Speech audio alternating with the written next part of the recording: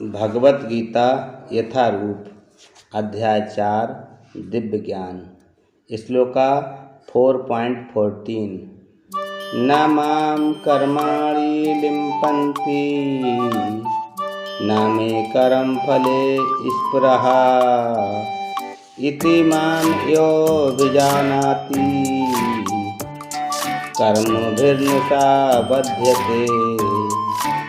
भावार्थ, मुझ पर किसी कर्म का प्रभाव नहीं पड़ता, न ही मैं कर्म फल की कामना करता हूँ। जो मेरे संबंध में सत्य को जानता है वह भी कर्मों के फल के पास नहीं बनता। तात्पर्य, जिस प्रकार इस भौतिक जगत में संविधान के नियम हैं जो ये बताते हैं कि राजा ना तो दंडनीय है न ही किसी राज्य नियमों के अधीन रहता है, उसी तरह यद्यपि भगवान इस भौतिक जगत के सृष्टा हैं किंतु वे भौतिक जगत के कार्यों से प्रभावित नहीं होते। सृष्टि करने पर भी वे इससे पृथक रहते हैं, जबकि जीवात्माएं भौतिक कार्यकलापों के सकाम कर्म फलों में बंधी रहती हैं, क्योंकि उनमें प्राकृतिक साधनों पर प्रभुत्व दिखाने की प्रवृत्ति रहती है। किसी संस्थान का स्वामी कर्मचारियों के अच्छे बुरे कर्मों के लिए उत्तरदायी नहीं, कर्मचारी इसके लिए स्वयं उत्तरदायी होते हैं।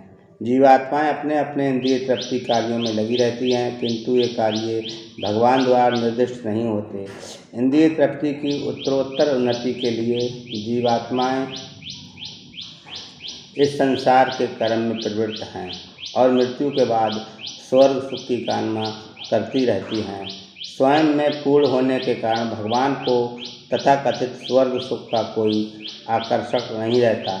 स्वर्ग के देवता उनके द्वारा नियुक्त सेवक हैं। स्वामी कभी भी कर्मचारियों का निम्न स्तरीय सुख नहीं चाहता। वह भौतिक क्रिया प्रतिक्रिया से पृथक रहता है। उदाहरणार्थ, पृथ्वी पर उगने वाली विभिन्न वनस्पतियों के उगने के लिए वर्षा उत्तरदायी नहीं है। यद्यपि वर्षा के बिना वनस्पति नहीं उग सकती।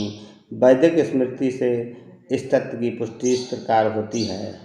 निमित्र मात्र मेवासो सृजायानां सर्गकर्मणि प्रधान कारणी भूतायतो वैसृज्य सत्या।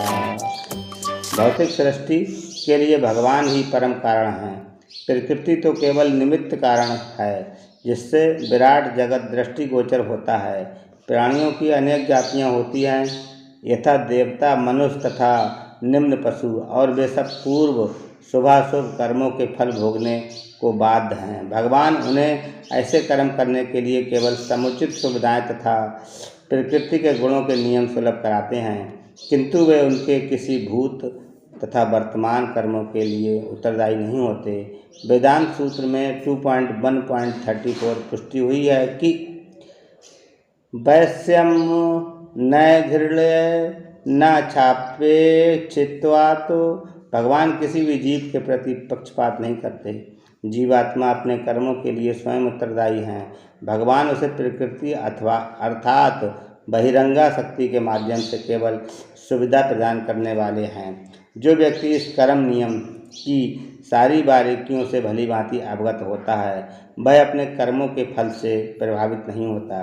दूसरे शब्दों में, जो व्यक्ति भगवान के इस दिव्य स्वभाव से परिचित होता है वह कृष्ण भावनामृत में अनुभवी होता है, अतः उस पर कर्म के नियम लागू नहीं होते। जो व्यक्ति भगवान के दिव्य स्वभाव को नहीं जानता और सोचता है कि भगवान के कार्यकलाप सामान्य व्यक्तियों की तरह कर्म फल के लिए होते हैं, वे निश्चित रूप से कर्म फलों में बन जाते हैं। किंतु जो परम सत्य को जानता है वह कृष्ण भावना अमृत में स्थिर मुक्त जीव है। हरे कृष्णा।